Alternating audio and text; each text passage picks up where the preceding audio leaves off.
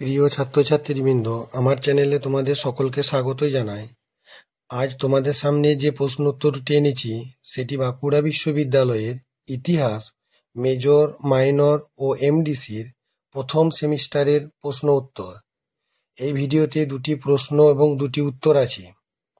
এই প্রশ্ন উত্তরগুলি প্রথম থেকে শেষ পর্যন্ত দেখার সাথে সাথে আমার চ্যানেলে নতুন হয়ে থাকলে চ্যানেলটিকে সাবস্ক্রাইব করে দিও, আর আমার চ্যানেলটিকে একটু বেশি বেশি করে শেয়ার করে দিও, যাতে অন্যান্য ছেলেমেয়েরা এই প্রশ্ন এবং উত্তরগুলো পেয়ে উপকৃত হতে পারে।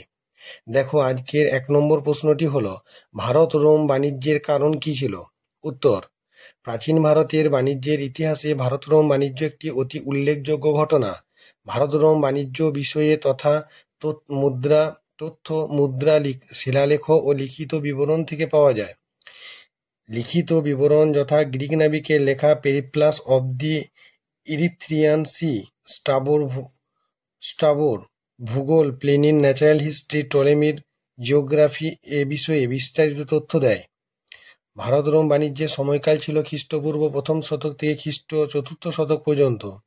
ভারত রোম বাণিজ্যের একাধিক কারণ ছিল। 1 নম্বর, যীশুখ্রিস্টের জন্মের আগে থেকে চীনের সঙ্গে রোমের বাণিজ্য চলত রেশম পথ ধরে। এই পথটি তাকলামাকান মরুভূমির মধ্য দিয়ে আফগানিস্তান ও ইরানের মধ্য দিয়ে ছিল। পথটি ছিল দুর্গম। এছাড়া পারস্য সম্রাট ব্যবসায়ীদের ওপর উচ্চ হারে শুল্ক আদায় করতে থাকে। এই সময় কুষাণদের আফগানিস্তান থেকে মধ্য ভারত পর্যন্ত বিরাট সাম্রাজ্য গড়ে ওঠে। চীনের পরিবর্তে ভারতের কুষাণ সাম্রাজ্যের মধ্য দিয়ে রোমের সঙ্গে বাণিজ্য শুরু হয়।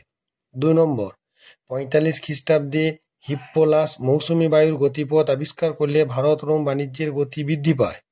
ভারতীয় বন্দরগুলি থেকে মাল ভর্তি জাহাজ লোহিত সাগর হয়ে ভূমধ্যসাগর সংলগ্ন বন্দরগুলিতে এবং বিপরীতভাবে ওই এলাকা থেকে জাহাজ লোহিত সাগর ও আরব সাগর হয়ে ভারতের পশ্চিম ও দাক্ষিণাত্যের বন্দরগুলিতে আসত।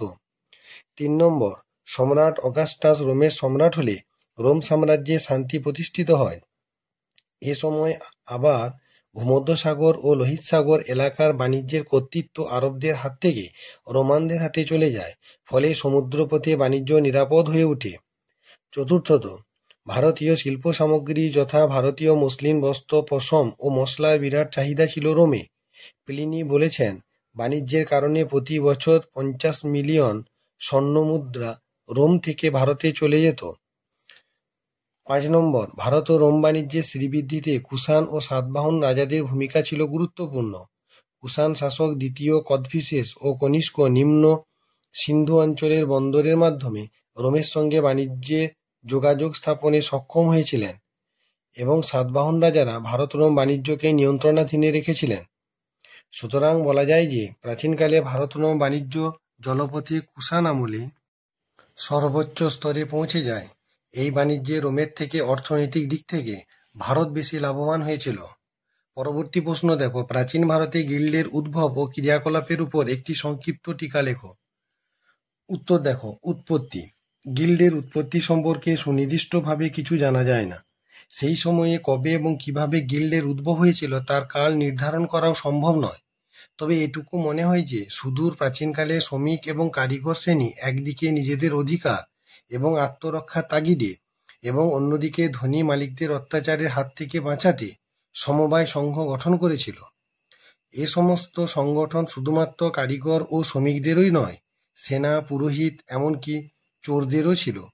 সুতরাং এটুকু বলা যায় যে বাণিজ্যিক স্বার্থ রক্ষার উদ্দেশ্যে গিল্ডের উৎপত্তি হয়।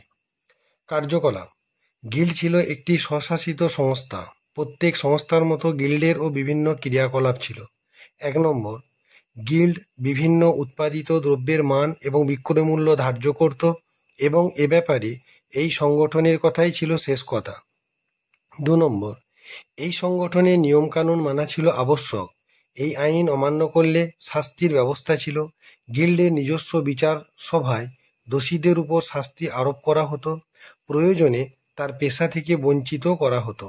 3 নম্বর, স্থানীয় শিল্প ও বাণিজ্যে গিল্ডের একচেটিয়া আধিপত্যকে লঙ্ঘন করে বহিরাগত কোনো কারিগর বা বণিক স্থানীয় শিল্প বাণিজ্যে ঢুকতে পারত না। 4 নম্বর, গিল্ড শুধুমাত্র বাণিজ্যিক বিবাদ মেটানো নয়, পারিবারিক বিবাদে নিষ্পত্তি করেও সুস্থ পরিবার গঠনে সচেষ্ট হতো।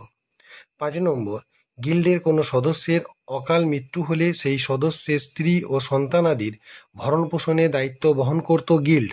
এমনকি অসুস্থতার কারণেও গিল্ডের সাহায্য অপরিহার্য ছিল। 6 গিল্ড আধুনিক ব্যাংকের মতো কাজ করত, যেমন বিভিন্ন প্রতিষ্ঠান থেকে অর্থ সম্পত্তি দান হিসেবে গ্রহণ করে তাদের পক্ষে বিভিন্ন সেবামূলক কাজকর্ম পরিচালনা করত। খ বিভিন্ন ব্যক্তি তাদের স্থাবর অস্থাবর সম্পত্তি গিল্ডের কাছে জমা রেখে সুদ গ্রহণ করে জীবন অতিবাহিত করত। গ গিল্ডগুলি অন্যের জমা রাখা টাকা ব্যবসায় নিয়োগ করত বা চড়া সুদে ধার দিত। পরবর্তী প্যারা, প্রাচীন ভারতের সামাজিক ও অর্থনৈতিক জীবনে গিল্ডের গুরুত্ব অস্বীকার করা যায় না। গিল্ডগুলি কেবলমাত্র শিল্প ও কারিগরি বিদ্যার উন্নতির যন্ত্রমাত্র ছিল না, গিল্ডগুলি ছিল নানা সামাজিক ও সাংস্কৃতিক শক্তির উৎস। তাই নিঃসন্দেহে বলা যায় যে গিল্ডগুলি ছিল যুগপৎ সমাজের শক্তি ও অলংকার।